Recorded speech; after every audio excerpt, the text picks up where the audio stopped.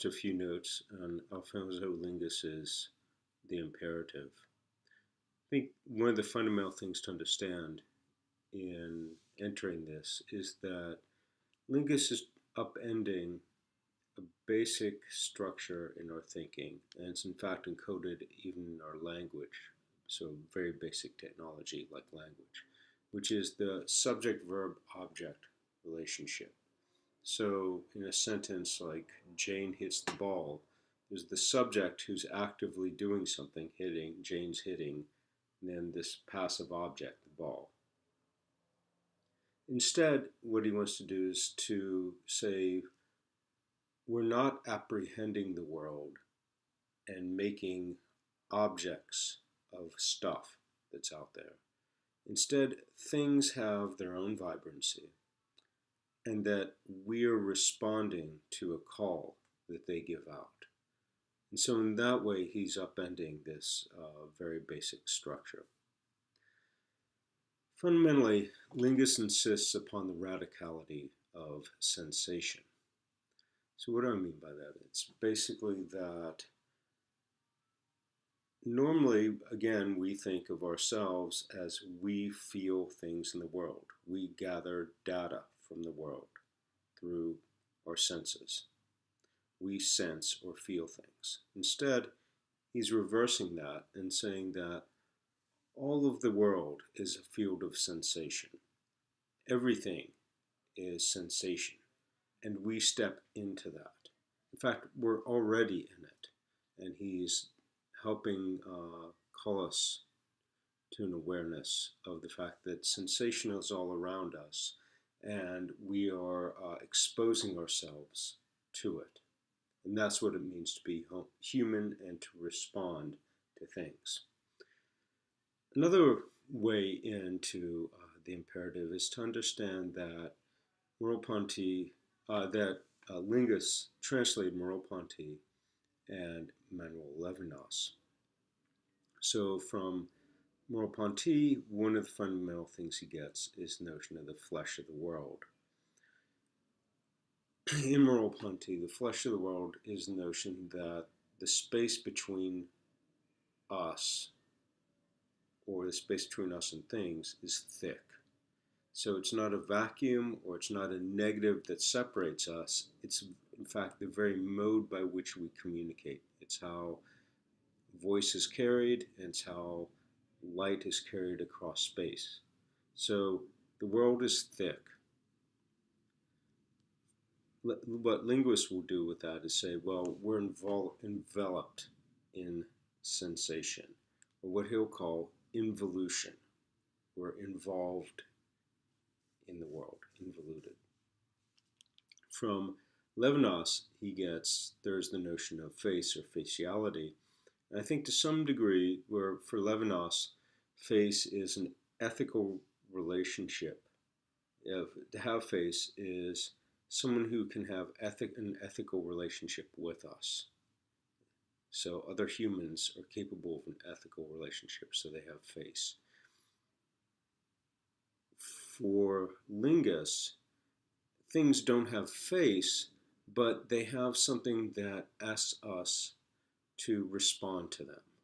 So there is a kind of ethics in the need to respond. So a lot of these really basic notions happen very early on in the imperative. In fact, the first chapter, called The Watchtower, is about the fall of evening, and the fall of the day into twilight into evening, and how the visible borders and boundaries between objects become blurred and eventually fade out altogether. It's beautifully written, it's very poetic, so it's a wonderful introduction to the rest of the book. I think in that, what he's trying to do is show the porousness of being, as it established the issues of how we are connected to things outside ourselves. One of the problems within philosophy being, how can we get outside of our own mind? And Lingis is showing that this happens through the field of sensation all the time. We're involuted within things. he moves from that to a notion of level. And here he's coming up with a variety of terms in order to sort of bend our thinking. So level is the idea that the level of light in a room, the amber tone of light, the level of, let's say, noise, if it's a very quiet space or if it's a very loud space, we adjust ourselves to those levels. And we see and we hear through those levels. So again, the world is always thick. There's always a temperature, there's always a sound level, there's always a light level. And so there's no sort of normal. It's whatever field we're in at the time that we adjust ourselves to that. And so within this field and within this involution of space, things call to us as they ask something of us to which we respond. And our response is our fittedness, what he calls a fittedness. And in other ways, he'll call it a postural schema. Postural schema, how we, the architecture of our body responds. One of his, he likes citrus a lot for some reason, so he uses citrus examples. The lemon is one, and grapefruit. But I think it's because in the citrus you get the idea of smell, you get a tacticity of lemon, and you get a certain weight or heft, you get a fit in the hand. And so all of this is an adjustment of our postural schema. It's what he also calls is a responsiveness. So another example of his is the motorcycle. And the person riding the motorcycle has to become responsive to the build of the bike and how the bike moves.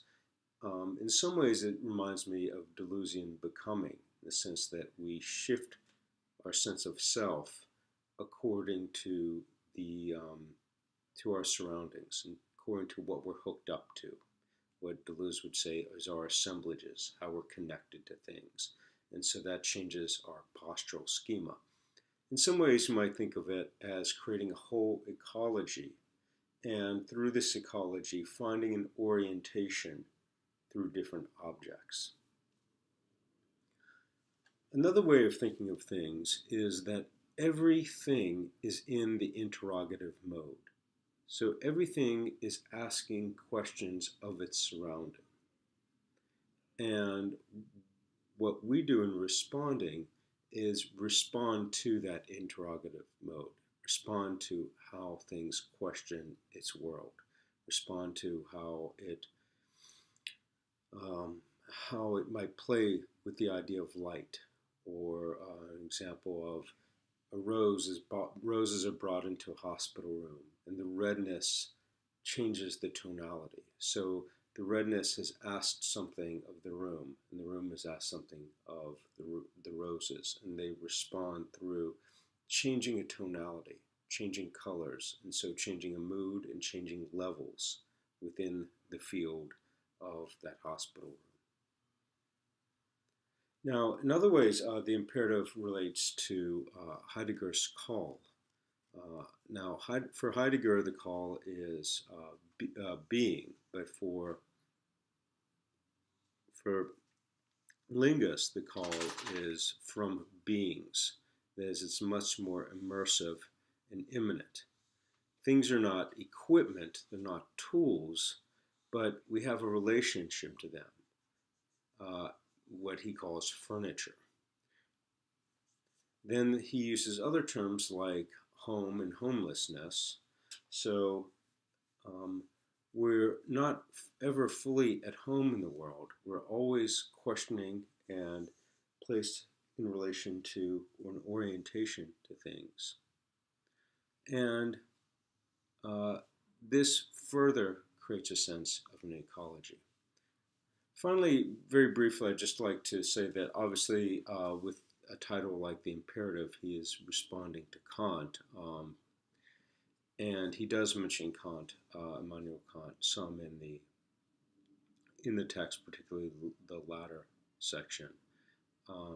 Basically, Kant has moral or categorical imperative, which is how we are supposed to respond by way of reason in order to follow duty and morally do the right thing. So that's the categorical or moral imperative. And then there's the hypothetical imperative, which is responding to goals that have to be accomplished. So, for example, I'm thirsty, so I might have to go and cross a room, pour a glass of water. And that's the hypothetical imperative. But for Lingis, it's not a question of means and ends. Rather, it's about the things themselves that ask questions of us, such that we then have to respond to them. Also, I should mention that unlike it's slightly different notion of pleasure, what Lingis calls enjoyment. Kant's notion of pleasure is through a representation of objects in reality. So Kant's notion of pleasure is through representation of objects in reality. However, Barthes' enjoyment is through elements, and he in fact has a chapter called Elements. We might think here that this as the background through which representations even emerge. So we're responding to this background through which representations emerge. And we expose ourselves to that, not in vulnerability, but through a sense of enjoyment. So his is a happy sense of being involved in the world.